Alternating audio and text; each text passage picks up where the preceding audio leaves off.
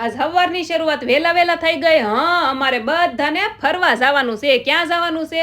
ભરૂચ. ભાખરી તો કઈ કરી નહોતી. હવારમાં વેલા જવાનું હતું કે નહીં? હા, તો પછી ખમણ ખાઈ લીધા. પછી લાંબો રૂટ લેતા લેતા રસ્તામાં ખોટી થઈ ગયા. બંધાણી હોય કે નહીં ચા પીવાના? હા, એને ચા પીવી હોય. પછી તો ભરૂચ આવી ગયું અને અહીંયા છે ને ભરૂચ થી 10-15 કિમી દૂર કબીર વડ આવેલો છે.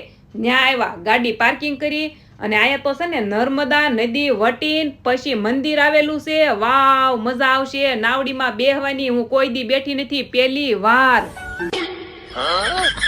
દૂર થી નર્મદા નદી જોઈથી, પણ આજ તો હું નર્મદા નદીમાં અને નર્મદા નદી મારામાં ઓબ્ઝર્વ થઈ ગઈ. અચ્છા. અરે મને બહુ મજા આવતી હતી નાવડીમાં બેહવાની. ત્યાં કાંઠો આવી ગયો. હાલો લ્યો ઉતરો હેઠા.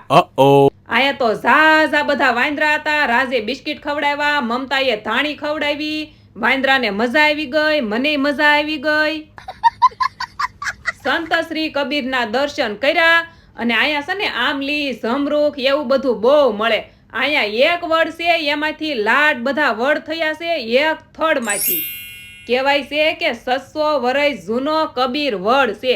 હું તો માઇન્ડ વડ ઉપર ચડી, પણ અમારે મમતા તો ઠેકડો મારીને ચડી ગઈ. હાલો આ કમેન્ટમાં કહેજો, તમે મમતાની જેમ ઠેકડો મારીને ચડી જાવ કે મારી જેમ બીક લાગે? મમતા તો મવવાનું પાણી છે, એ ગમે ત્યાં ચડી જાય. તો મળીએ નેક્સ્ટ વિડીયોમાં. જય દ્વારકાધીશ. Like, share, subscribe.